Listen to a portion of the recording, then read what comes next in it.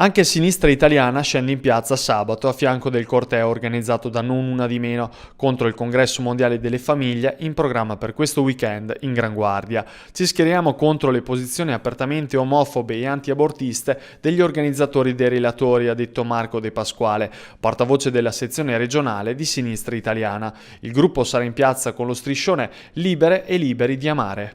Allora, noi riteniamo che sia assolutamente grave che a Verona si svolga un congresso mondiale delle famiglie con ospiti e relatori che si sono distinti nel corso della loro attività per posizioni che sono chiaramente misogine, che sono omofobe, che sono antiabortiste. E riteniamo grave che a questo convegno partecipino alcuni esponenti della destra italiana e anche alcuni esponenti del governo che quindi mostrano quella che è la loro vera natura di reazionari e conservatori. Per questo noi saremo in piazza sabato 30 marzo, parteciperemo al corteo indetto da Non Una di Meno insieme a tante altre soggettività, organizzazioni e movimenti. Parteciperemo a questo corteo con una delegazione alla cui testa sarà il nostro segretario nazionale Nicola Fratoianni per esprimere quella che è la nostra visione della società, una visione della società fondata